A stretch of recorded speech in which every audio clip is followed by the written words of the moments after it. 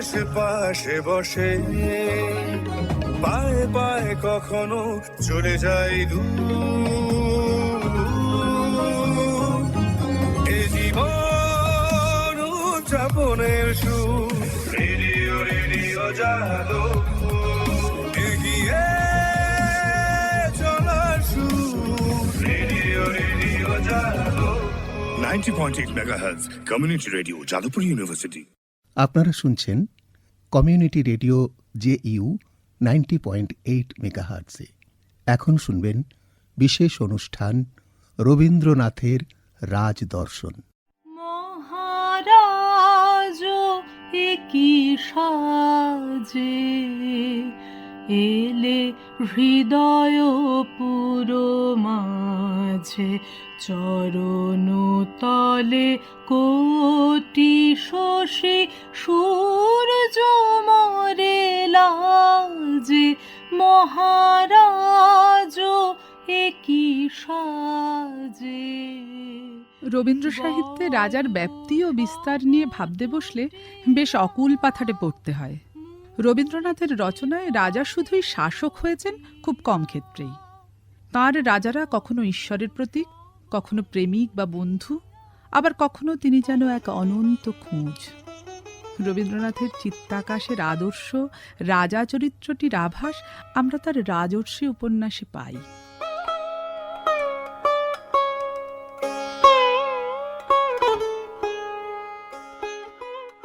রাজা তখন নক্ষত্র রায়ের মুখের দিকে মর্মভেদী স্থির বিষণ্ণ দৃষ্টি স্থাপিত করিয়া প্রশান্ত গম্ভীর স্বরে ধীরে ধীরে কহিলেন, নক্ষত্র, তুমি আমাকে মারিতে চাও? নক্ষত্র বজ্রাহতের মতো দাঁড়াইয়া রহিলেন, উত্তর দিবার চেষ্টাও করিতে পারিলেন না। রাজা কহিলেন, কেন মারিবে ভাই? রাজ্যের লোভে?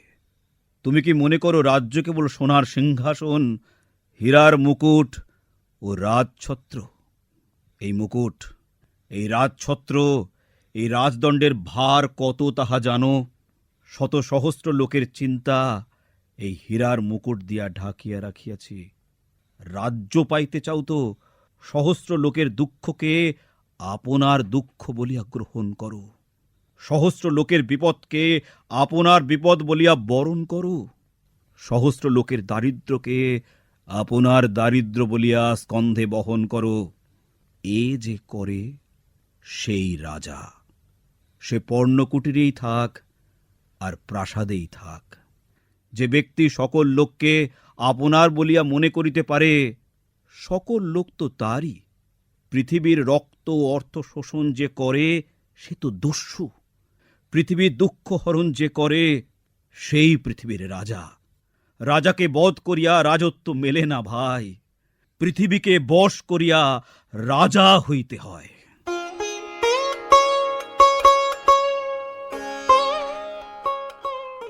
আবার কখনো তাঁর রাজার দোতনায় তিনি অন্বেষণ করেছেন ঈশ্বরকে, যার কাছে নিজের সবটা শূন্য করে উৎসর্গ করে দেওয়া যায়। যে রাজার জন্য ডাকঘরের অমলের অসীম প্রতীক্ষা, সে ঈশ্বর ছাড়া আর কে?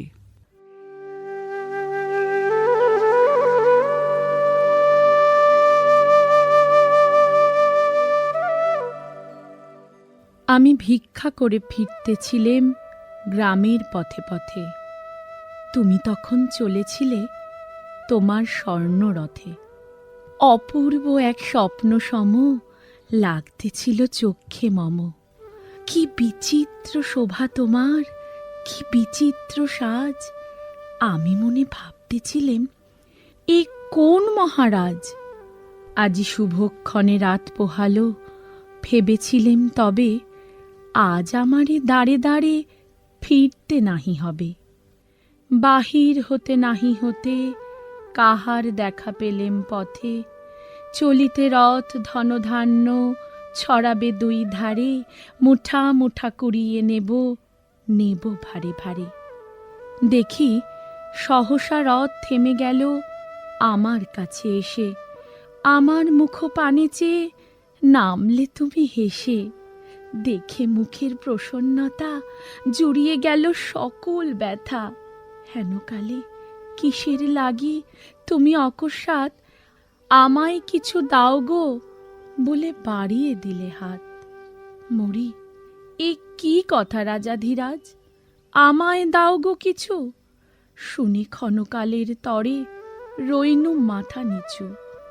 তোমার কি বা অভাব আছে ভিখারি ভিক্ষুকের কাছে? এ কেবল কৌতুকের বশে আমায় প্রবঞ্চনা। ছুলি হতে দিলেন তুলে একটি ছোট কণা, যবে পাত্রখানি ঘরে এনে উজাড় করি, এ কি ভিক্ষা মাঝে একটি ছোট সোনার কণা দেখি। দিলেম যা রাজ ভিখারি রে, স্বর্ণ হয়ে এলো ফিরে। তখন কাঁদে চোখের জলে দুটি নয়ন ভরে, তোমায় কেন দিইনি আমার সকল শূন্য করে।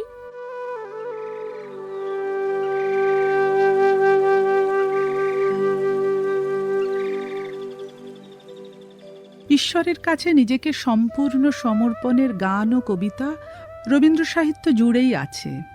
আর অনেক সময় যেন সেই ঈশ্বরের প্রতিনিধি রূপে আমরা রাজাকে পাই, যার কাছে আত্মনিবেদনে নিজেকে নিঃশেষে উজাড় না করে দিয়ে থাকা যায় না।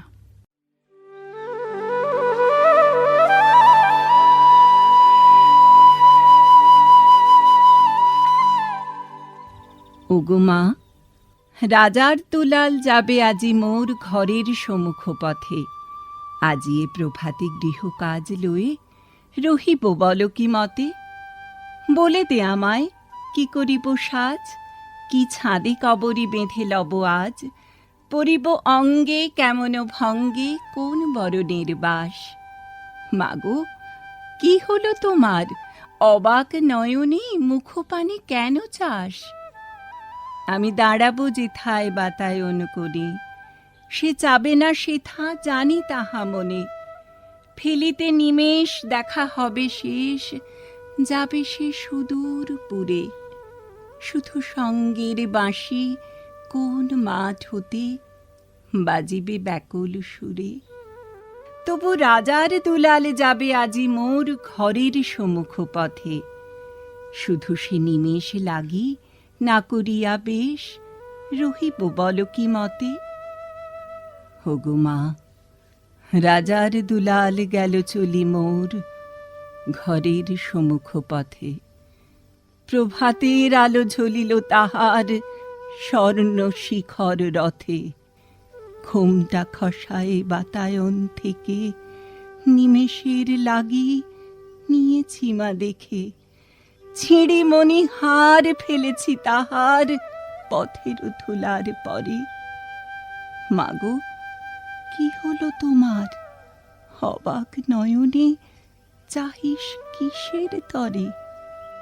মোর হার ছেঁড়া মনি নেয়নি কুড়ায়, রথের চাকায় গেছে সে গুঁড়ায়। চাকার চিহ্ন ঘরের সম্মুখে পড়ে আছে শুধু আঁকা। আমি কি দিলেম কারে জানে না সে কেউ, ধুলায় রহিল ঢাকা। তবু রাজার দুলাল গেল চলি মোর ঘরের সম্মুখ পথে। মোর বক্ষের মনি না ফেলিয়া দিয়া রহিব বল কি মতে।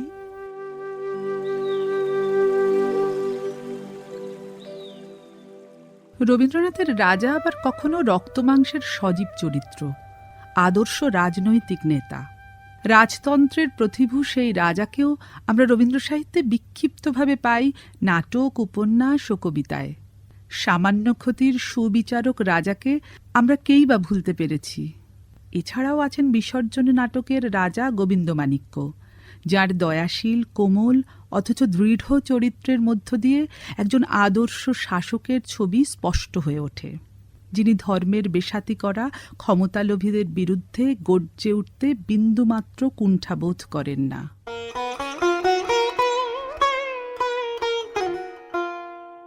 জয় হোক মহারাজ, জয় হোক। রাজার ভাণ্ডারে এসেছি বলির পশু সংগ্রহ করিতে। মন্দিরেতে জীব বলি এ বৎসর হতে হইল নিষেধ। বলি নিষেধ? তাই তো, বলি নিষেধ। এ কি স্বপ্নে শুনি? স্বপ্ন নহে প্রভু, এতদিন স্বপ্নে ছিল, আজ জাগরণ। বালিকার মূর্তি ধরে স্বয়ং জননী মোরে বলে গিয়েছেন, জীবরক্ত সহে না তাহার। এতদিন সহিল কি করে? সহস্র বৎসর ধরে রক্ত করেছেন পান, আজই এ অরুচি? করেননি পান, মুখ ফিরাতেন দেবী, করিতে শোনিত পাত তোমরা যখন। মহারাজ, কি করিছ ভালো করে ভেবে দেখো, শাস্ত্রবিধি তোমার অধীন নহে। সকল শাস্ত্রের বড় দেবীর আদেশ। একই ভ্রান্তি, তাহে অহংকার। অজ্ঞ নর, তুমি শুধু শুনিয়াছ দেবীর আদেশ, আমি শুনি নাই। তাই তো, কি বলো মন্ত্রী, এ তো বড় আশ্চর্য, ঠাকুর শোনেন নাই। দেবী আজ্ঞা নিত্যকাল ধ্বনিতেছে জগতে, সেই তো বধিরতম, যেজন সে বাণী শুনেও শুনে না। পাষণ্ড নাস্তিক তুমি। ঠাকুর, সময় নষ্ট হয়, যাও এবে মন্দিরের কাজে। প্রচার করিয়া দিও পথে যেতে যেতে, আমার ত্রিপুর রাজ্যে যে করিবে জীবহত্যা জীবজননীর পূজাচ্ছলে, তারে দিব নির্বাসন দণ্ড। এই কি হইল স্থির? স্থির এই। সমগ্র রবীন্দ্র সৃষ্টিতে রাজা আছেন প্রধানত দুই বেশে, ইতিহাসের সত্যি রাজা আর প্রতীক রাজা। ইতিহাসের রাজারা আছেন বিশেষ করে কবিতায়, যেমন শিবাজি, ঔরঙ্গজেব বা কাশী কৌশলের নৃপতিরা। বিম্বিসার ও অজাতশত্রুকে পাওয়া যায় পূজারিণী কবিতা ও নটির পূজা নাটকে। তবে দীনদান বা বিদূষকে যে রাজাদের আমরা পাই, তা রবীন্দ্র সাহিত্যে বিরল।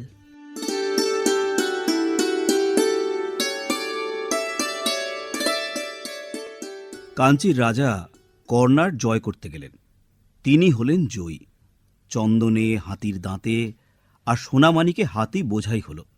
দেশে ফেরবার পথে বালেশ্বরীর মন্দির বলির রক্তে ভাসিয়ে দিয়ে রাজা পুজো দিলেন। পুজো দিয়ে চলে আসছেন, গায়ে রক্তবস্ত্র, গলায় জবার মালা, কপালে রক্তচন্দ্রনের তিলক, সঙ্গে কেবল মন্ত্রী আর বিদূষক। এক জায়গায় দেখলেন পথের ধারে আমবাগানে ছেলেরা খেলা করছে। রাজা তার দুই সঙ্গীকে বললেন, চলো তো দেখে আসি ওরা কি খেলছে। ছেলেরা দুই সারি পুতুল সাজিয়ে যুদ্ধ খেলছে। রাজা জিজ্ঞাসা করলেন, কার সঙ্গে কার যুদ্ধ? তারা বললে, কর্ণাটের সঙ্গে কাঞ্চি। রাজা জিজ্ঞাসা করলেন, কার জিত কার হার? ছেলেরা বুক ফুলিয়ে বললে, কর্ণাটের জিত, কাঞ্চির হার। মন্ত্রীর মুখ গম্ভীর হল, রাজার চক্ষু রক্তবর্ণ। বিদূষক হা হা করে হেসে উঠল। রাজা যখন তার সৈন্য নিয়ে ফিরে এলেন, তখনও ছেলেরা খেলছে। রাজা হুকুম করলেন, সেনাপতি, এক একটা ছেলেকে গাছের সঙ্গে বাঁধো আর লাগাও বেত। গ্রাম থেকে তাদের মা বাপ ছুটে এলো, বললে, ওরা অবোধ, ওরা খেলা করছিল, ওদের মাফ করো। রাজা সেনাপতিকে ডেকে বললেন, সেনাপতি, এই গ্রামকে শিক্ষা দেবে, কাঞ্চীর রাজাকে কোনোদিন যেন ভুলতে না পারে। এই বলে শিবিরে চলে গেলেন। সন্ধেবেলায় সেনাপতি রাজার সম্মুখে এসে দাঁড়ালো, প্রণাম করে বললে, মহারাজ, শ্রীগাল কুকুর ছাড়া এ গ্রামে কারও মুখে শব্দ শুনতে পাবেন না। মন্ত্রী বললে, মহারাজের মান রক্ষা হলো। পুরোহিত বললে, বিশ্বেশ্বরী মহারাজের সহায়। বিদূষক বললে, মহারাজ, এবার আমাকে বিদায় দিন। রাজা বললেন, কেন? বিদূষক বললে, আমি মারতেও পারিনি, কাটতেও পারিনি, বিধাতার প্রসাদে আমি কেবল হাসতে পারি। মহারাজের সভায় থাকলে আমি হাসতে ভুলে যাব।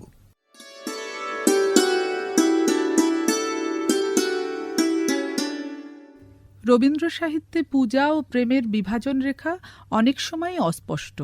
গীতিনাট্য সাপমোচন বা রাজা এবং অরূপরতন নাটকে সেই অস্পষ্টতাই হয়ে ওঠে অপূর্ব ব্যঞ্জনাময়।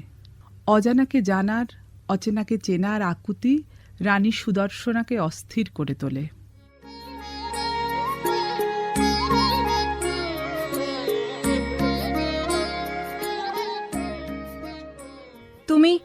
তুমি আমাকে আলোয় দেখা দিচ্ছ না কেন? আলোয় তুমি হাজার হাজার জিনিসের সঙ্গে মিশিয়ে আমাকে দেখতে চাও?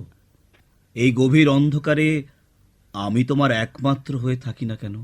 সবাই তোমাকে দেখতে পায়, আমি রানী হয়ে দেখতে পাবো না? কে বললে দেখতে পায়? মূঢ় যারা, তারা মনে করে দেখতে পাচ্ছি। আচ্ছা, এই অন্ধকারের মধ্যে তুমি ওকে দেখতে পাও? পাই বই কি, দেখতে পাই। যেন অনন্ত আকাশের অন্ধকার আমার আনন্দের টানে ঘুরতে ঘুরতে কত নক্ষত্রের আলো টেনে নিয়ে এসে একটি জায়গায় রূপ ধরে দাঁড়িয়েছে। তার মধ্যে কত যুগের ধ্যান, কত আকাশের আবেগ, কত ঋতুর উপহার। আমার আমার এত রূপ তোমার কাছে যখন শুনি বুক ভরে ওঠে, কিন্তু ভালো করে প্রত্যয় হয় না। নিজের মধ্যে তো দেখতে পাইনি। নিজের আয়নায় দেখা যায় না, ছোট হয়ে যায়। আমার চিত্তের মধ্যে যদি দেখতে পাও তো দেখবে সে কত বড়। বলো বলো, এমনি করে বলো। আমার কাছে তোমার কথা গানের মতো বোধ হচ্ছে। তবে এই জায়গায় তোমার সঙ্গে আমি কেমন করে মিলব? না না, হবে না, হবে না মিলন, হবে না। এখানে নয়, এখানে নয়, যেখানে আমি গাছপালা, পশু পাখি, মাটি পাথর সমস্ত দেখেছি, সেইখানেই তোমাকে দেখব। আচ্ছা, দেখো, কিন্তু তোমাকে নিজে চিনে নিতে হবে। আমি চিনে নেব, চিনে নেব, লক্ষ লোকের মধ্যেই চিনে নেব, ভুল হবে না।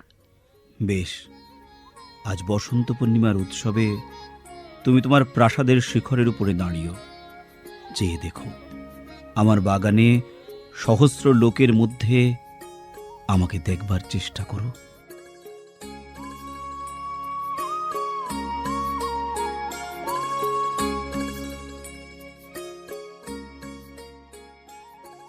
সুরঙ্গমা, ভুল তোরা করতে পারিস, কিন্তু আমার কখনোই ভুল হতে পারে না। আমি হব রানী। ওই তো, ওই তো আমার রাজাই বটে। কাকে কাকে তুমি রাজা বলছো? ওই যার মাথায় ফুলে ছাতা ধরে আছে। ওই যার পতাকায় কিংসু কাকা? আমি তো দেখা মাত্রই চিনেছি। তোর মনে কেন সন্দেহ আসছে? ও তোমার রাজা নয়, আমি যে ওকে চিনি। ও কে? ও সুবর্ণ, ও জুয়ো খেলে বেড়ায়। মিথ্যে কথা বলিস না, সবাই ওকে রাজা বলছে। না, তুই বুঝি সকলের চেয়ে বেশি জানিস? ও যে সবাইকে মিথ্যে লোভ দেখাচ্ছে, আর সেই জন্যই সবাই ওর বশ হয়েছে। যখন ভুল ভাঙবে তখন হায় হায় করে মরবে। তোর বড় অহংকার হয়েছে। তুই আমার চেয়ে বেশি ওকে চিনিস? যদি আমার অহংকার থাকতো তাহলে আমি চিনতে পারতুম না। আমি ওকেই মালা পাঠিয়ে দিয়েছি। সুরঙ্গমা, আমার মালা কি ভুল পথেই গেছে? হ্যাঁ। আবার সে একই কথা? আচ্ছা বেশ, ভুল করেছি, বেশ করেছি। তিনি কেন নিজে দেখা দিয়ে ভুল ভাঙিয়ে দেন না? আমি কিন্তু তোর কথা মানব না। যা আমার কাছ থেকে, মিছিমিছি আমার মনে ধাঁধা লাগিয়ে দিস নে।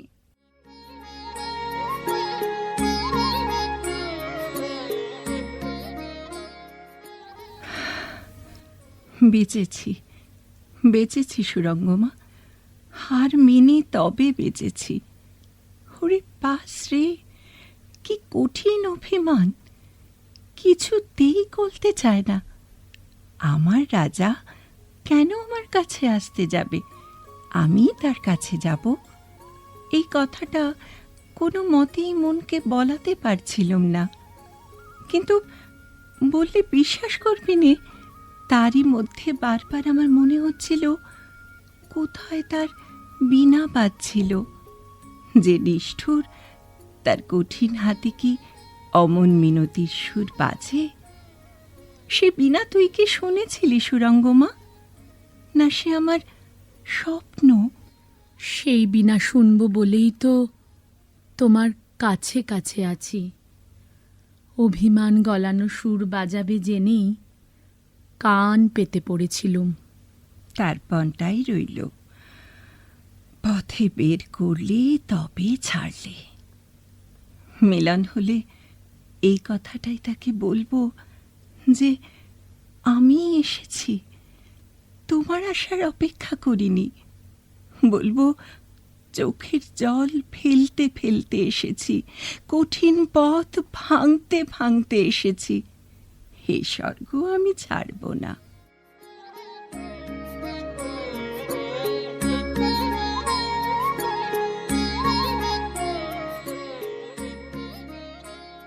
প্রেম ও পূজার এই টানাপোড়েনের পর অনেক ঘটনা পরম্পরার মধ্যে দিয়ে রানী সুদর্শনা খুঁজে পায় তার আরাধ্যকে।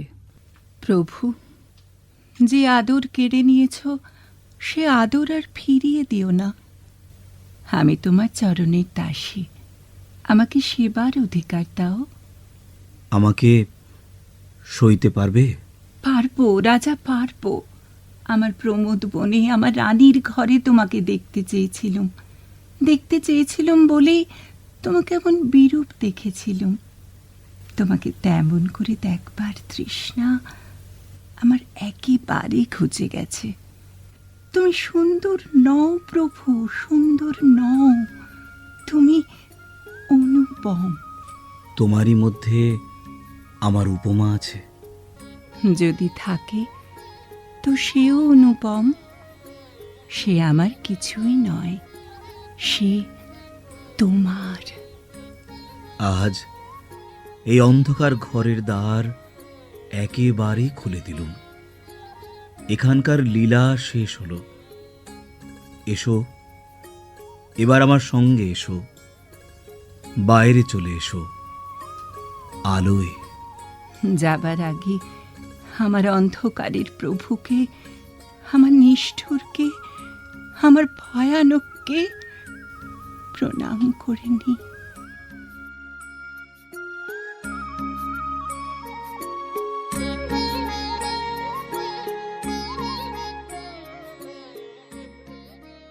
এই রাজা যেন পরম সত্তার প্রতীক। তাঁর প্রতি নিবেদনে যদি কোনো ফাঁক থাকে অহংবোধ, তবে তা তাঁর সাথে সাক্ষাতের অন্তরায় হয়ে দাঁড়ায়। তখন রাত্রি আধার হল, সাঙ্গ হল কাজ। আমরা মনে ভেবেছিলেম আসবে না কেউ আজ। মোদের গ্রামে দুয়ার যত রুদ্ধ হল রাতের মতো। দু একজনে বলেছিল আসবে মহারাজ। আমরা হেসে বলেছিলেম আসবে না কেউ আজ। দ্বারে যেন আঘাত হলো, শুনেছিলেম সবে। আমরা তখন বলেছিলেম বাতাস বুঝি হবে। নিবিয়ে প্রদীপ ঘরে ঘরে শুয়েছিলেম আলস ভরে। দু একজনে বলেছিল দূত এলো বা তবে। আমরা হেসে বলেছিলেম বাতাস বুঝি হবে। নিশীথ রাতে শোনা গেল কিসের যেন ধ্বনি। ঘুমের ঘোরে ভেবেছিলেম মেঘের গরজনি। ক্ষণে ক্ষণে চেতন করে কাঁপল ধরা থরহরি। দু একজনে বলেছিল চাকার ঝনঝনি। ঘুমের ঘোরে কহি মোরা মেঘের গরজনি। তখনও রাত আঁধার আছে, বেজে উঠল ভেরি। কে ফুকারে জাগো সবাই, আর করো না দেরি। বক্ষ পরে দুহাত চেপে আমরা ভয়ে উঠি কেঁপে। দু একজনে কহে কানে রাজার ধ্বজা হেরি। আমরা জেগে উঠে বলি আর তবে নয় দেরি। কোথায় আলো, কোথায় মাল্য, কোথায় আয়োজন? রাজা আমার দেশে এলো, কোথায় সিংহাসন? হায় রে ভাগ্য, হায় রে লজ্জা, কোথায় সভা, কোথায় শয্যা? দু একজনে কহে কানে বৃথায় ক্রন্দন। রিক্ত করে শূন্য ঘরে করো অভ্যর্থন। ওরে দুয়ার খুলে দে রে, বাজা শঙ্খ বাজা। গভীর রাতে এসেছে আজ আধার ঘরের রাজা। বজ্র ডাকে শূন্য তলে, বিদ্যুতেরই ঝিলিক ঝলে। ছিন্ন শয়ন টেনে এনে আঙিনা তোর সাজা। ঝড়ের সাথে হঠাৎ এলো দুঃখ রাতের রাজা।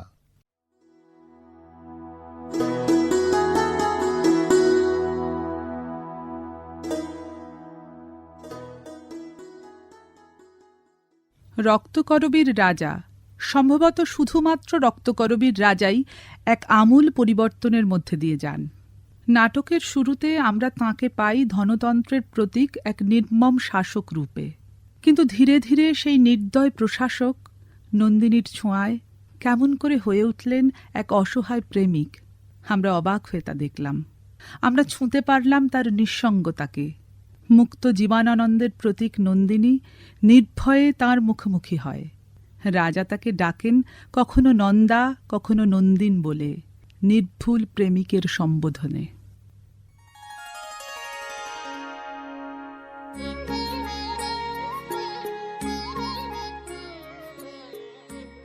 নন্দিন, তুমি কি জানো বিধাতা তোমাকে রূপের মায়ার আড়ালে অপরূপ করে রেখেছেন।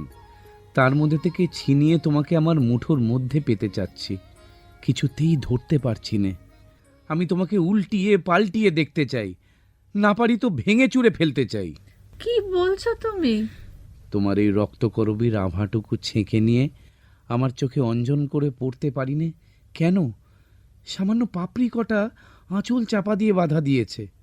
আচ্ছা নন্দিন, আমাকে কি মনে করো খুলে বলো তো?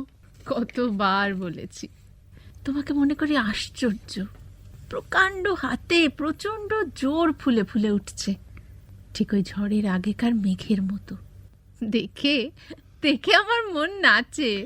রঞ্জনকে দেখে তোমার মন যে নাচে, সেও কি? না না, সে নাচের তাল আলাদা, সে তুমি বুঝবে না। বুঝবো, কিছু কিছু বুঝি। আমি জানি রঞ্জনের সঙ্গে আমার তফাৎটা ঠিক কি। আমার মধ্যে কেবল জৌরি আছে, কিন্তু রঞ্জনের মধ্যে আছে জাদু। জাদু বলছো কাকে? বুঝিয়ে বলবো? পৃথিবীর নিচের তলায় পিণ্ড পিণ্ড পাথর, লোহা, সোনা, সেইখানেই রয়েছে জোরের মূর্তি। উপরের তলায় একটুখানি কাঁচা মাটিতে ঘাস উঠেছে, ফুল ফুটেছে, সেখানেই তো রয়েছে জাদুর খেলা। দুর্গমের থেকে হিরে আনি, মানিক আনি, সহজের থেকে প্রাণের জাদুটুকু কেড়ে আনতে পারি নে। তুমি তো নিজেই নিজেকে জালে বেঁধেছ, তারপরে কেন এমন ছটফট করছো বুঝতে পারি নে। বুঝতে পারবে না নন্দিন। একদিন দূর দেশে আমারই মতন একটা ক্লান্ত পাহাড় দেখেছিলুম। বাইরের থেকে বুঝতেই পারিনি তার সমস্ত পাথর ভিতরে ভিতরে বেঁধিয়ে উঠেছে। একদিন গভীর রাতে ভীষণ শব্দ শুনলুম, যেন কোনো দৈত্যের দুঃস্বপ্ন গুমড়ে গুমড়ে হঠাৎ ভেঙে গেল। সকালে দেখি পাহাড়টা ভূমিকম্পের টানে মাটির নিচে তলিয়ে গেছে। শক্তির ভার নিজের অগোচরে কেমন করে নিজেকে পিষে ফেলে, সেই পাহাড়টাকে দেখে তাই বুঝেছিলুম। আর তোমার মধ্যে একটা জিনিস দেখছি, সের উল্টো। আমার মধ্যে কি দেখছো? বিশ্বের বাঁশিতে নাচে যে ছন্দ বাজে, সেই ছন্দ। বুঝতে পারলুম না। সেই ছন্দে বস্তুর বিপুল ভার হালকা হয়ে যায়। সেই ছন্দে গ্রহ নক্ষত্রের দল ভিখারি নটবালকের মতন আকাশে আকাশে নেচে বেড়াচ্ছে। সেই নাচের ছন্দেই নন্দিনী তুমি এমন সহজ হয়েছ, আর এমন সুন্দর। আমার তুলনায় তুমি কতটুকু, তবুও তোমাকে আমি ঈর্ষা করি। তুমি তো আমাকে ঘরেই যেতে দিলে না, তবে কেন এসব কথা বলছো? আমার অনবকাশের উজান ঠেলে তোমাকে ঘরে আনতে আমি চাই নে। যেদিন পালের হাওয়ায় তুমি অনায়াসে আসবে, সেই দিন আগমনের লগ্ন লাগবে। সেই হাওয়া যদি ঝড়ের হাওয়াও হয়, সেও ভালো, কিন্তু এখনো সময় হয়নি। আমি তোমাকে বলছি রাজা, সেই পালের হাওয়া আনবে রঞ্জন। সে যেখানে যায় ছুটি সঙ্গে নিয়ে যায়। তোমার রঞ্জন যে ছুটি বয়ে নিয়ে বেড়ায়, সেই ছুটিকে রক্তকরবীর মধু দিয়ে ভরে রাখে কে, আমি কি জানি নে?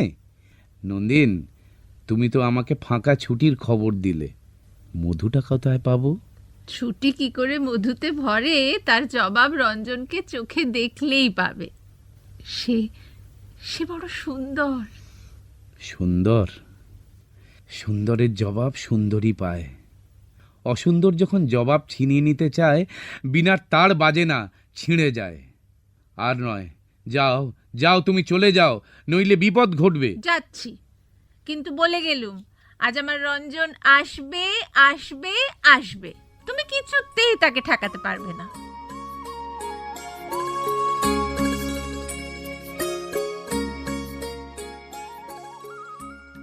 এরপর নানা ঘটনার আঁকাবাঁকা পথ বেয়ে রঞ্জনকে যখন আক্ষরিক অর্থেই ছুটি দিয়ে দেওয়া হলো যক্ষপুরীতে, নন্দিনী ততদিনে ওখানকার অনেক রহস্যের আঁচ পেয়ে গেছে। ছুটে এলো সে রাজার দরজায়।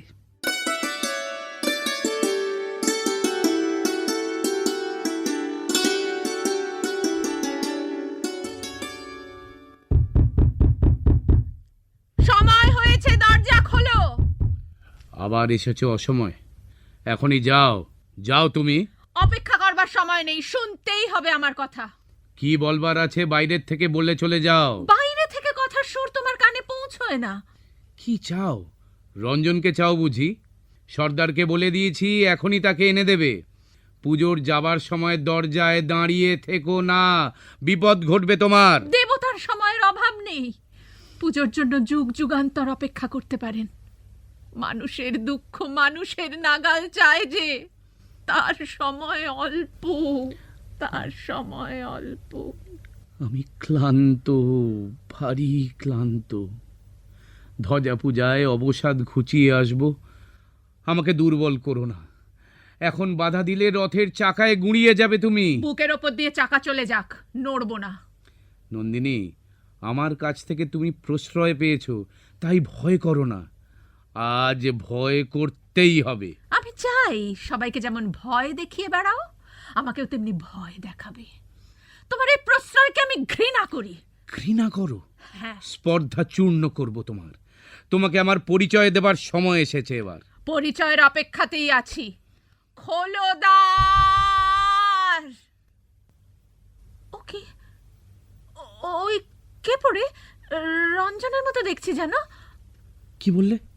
রঞ্জন? না না না না না, কখনোই রঞ্জন নয়। হ্যাঁ গো, এই তো আমার রঞ্জন। রঞ্জন, রঞ্জন জাগো রঞ্জন, আমি এসেছি তোমার সখী। রঞ্জন, রঞ্জন, রাজা ও জাগে না কেন? ও জাগে না কেন? না না, ঠকিয়েছে আমাকে, ঠকিয়েছে এরা। রঞ্জন, সর্বনাশ, আমার নিজের যন্ত্র আমাকে মানছে না। ডাক তোরা, সর্দারকে ডেকে আন, বেঁধে নিয়ে আয় তাকে। রঞ্জন, রাজা, রাজা রঞ্জনকে জাগিয়ে দাও। সবাই বলে তুমি জাদু জানো, ওকে জাগিয়ে দাও রাজা। আমি জমের কাছে জাদু শিখেছি, জাগাতে আমি পারি নে, কিন্তু জাগরণ ঘুচিয়ে দিতে পারি। তবে আমাকে ওই ঘুমেই ঘুম পাড়াও, আমি সইতে পারছি নে। কেন এমন সর্বনাশ করলে? আমি যৌবনকে মেরেছি। এতদিন ধরে আমি সমস্ত শক্তি নিয়ে কেবল যৌবনকেই মেরেছি। মরা যৌবনের অভিশাপ আমাকে লেগেছে। রাজা, এইবার সময় হলো। কিসের সময়? আমার সমস্ত শক্তি নিয়ে তোমার সঙ্গে আমার লড়াই। আমার সঙ্গে লড়াই করবে তুমি? তাহলে কাছে এসো, সাহস আছে আমাকে বিশ্বাস করতে? চলো, চলো আমার সঙ্গে। আজ আমাকে তোমার সাথী করো নন্দিনী। কোথায় যাব? আমার বিরুদ্ধে লড়াই করতে, কিন্তু কিন্তু আমারই হাতে হাত রেখে। বুঝতে পারছো না? সেই লড়াই শুরু হয়ে গেছে। এই আমার ধ্বজা, আমি ভেঙে ফেলি ওর দণ্ড, আর তুমি তুমি ছিঁড়ে ফেলো ওর কেতন। আমারই হাতের মধ্যে তোমার হাত এসে আজ আমাকে মারুক, মারুক, সম্পূর্ণ মারুক। তাতেই তাতেই আমার মুক্তি, তাতেই আমার মুক্তি।